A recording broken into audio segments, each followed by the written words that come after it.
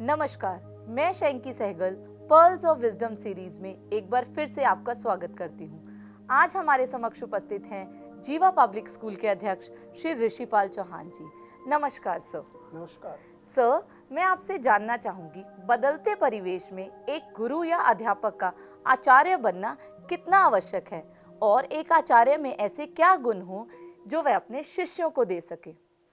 नमस्कार शैंकी जी, आपका जो प्रश्न है आज के संदर्भ में बहुत ही सटीक है कि अध्यापक और आचार्य जो अध्ययन कराए, अध्ययन का मतलब है पढ़ना, लिखना, बोलना, सिखाए, उसको हम अध्यापक कहते हैं। अध्यापक आज के संदर्भ में जितनी भी इन्फॉर्मेशन है जो मनुष्य को या बच्चे को अपने जीवन में निर्वाह करने के लिए चाहिए, अध्यापक वो पढ़ाई पढ़ाता है। लेकिन जो आचार्य है वो उसको मानव भी बनाता है।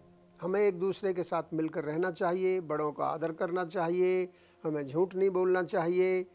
जितना भी संसार में एक समाज निर्माण के लिए, एक अच्छे समाज के निर्माण के लिए जिन गुणों की आवश्यकता होती है, आचार्य के अंदर वो गुण पहले उसके अपने अंदर होने चाहिए। तो आचार्य का मतलब है जो आचरण करे। तो अध्यापक और आचार्य में फ़र्क ये है कि आचार्य प्रैक्टिकल है, जो वो पढ़ता है, पढ़ने के बाद उसका मनन करता है, मनन करने के बाद वो ये देखता है कि मेरे लिए, मेरे बच्चों के लिए, समाज के लिए, एनवायरनमेंट के लिए ये चीज़ अच्छी है या ख़राब है, फिर उसको अपने जीवन में ढालता है, उसकी प्रैक्टिस करता है स्वयं, और फिर वो बच्चों को पढ़ाता है। तो वो एक रोल मॉडल होता है। जो भी गुण वो अपने बच्चों में देना चाहता है वो सारे गुण आचार्य के अंदर होते हैं। लेकिन अध्यापक के अंदर ऐसा होना आवश्यक नहीं है। अध्यापक किताब लेगा, उसमें चैप्टर पढ़ेगा और उसको पढ़ाएगा और बच्चों को समझाएगा। लेकिन ज़रूरी नहीं है कि जो अध्यापक ये बोल रहा है कि ऐसा आप करो तो वो स्वयं करता है या नहीं करता है। तो ये तो पहला आपका प्रश्न का भाग है कि आचार्य और अध्यापक में क्या डिफरेंस है। अब उसमें दूसरा पार्ट है कि उसमें कौन से विशेष गुण हैं। विशेष गुण है कि वो बहुत ही सटीक एक दिनचर्या को फॉलो करता है, उसका एक यम नियम होता है। अगर आप किसी आचार्य के पास जाएं तो आप स्वयं ये बता सकते हैं कि ये व्यक्ति समाज में इस प्रकार का भोजन करता है, इस प्रकार के कपड़े पहनता है, इस तरह के लोगों के साथ उठता बैठता है और इसकी दिनचर्या ये है और इसके जीवन का एक उद्देश्य है।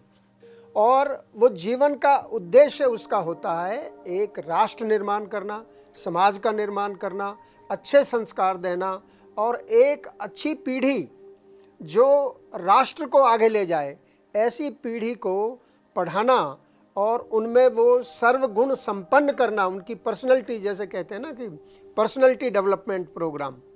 तो वो पर्सनैलिटी पहले अपनी बनाता है और फिर बच्चों में वो गुण ट्रांसफ़र करता है। ट्रांसफॉर्मेशन ऑफ लाइफ स्टाइल, कि वो बच्चों के जीवन शैली में बदलाव आता है जो उस बच्चे के अपने जीवन में, उसके परिवार में, उसके गांव, शहर और राष्ट्र के लिए और पूरे संसार के लिए लाभकारी हो। ये आचार्य के अंदर गुण होने चाहिए। बहुत बहुत धन्यवाद। नमस्कार। धन्यवाद सर। आशा करती हूँ कि आपको हमारा आज का एपिसोड पसंद आया है। यदि आपको हमारा एपिसोड पसंद आया है तो इस वीडियो को लाइक, शेयर और सब्सक्राइब करें और इस विषय के बारे में आपके जो विचार हैं कमेंट बॉक्स में ज़रूर दें। धन्यवाद।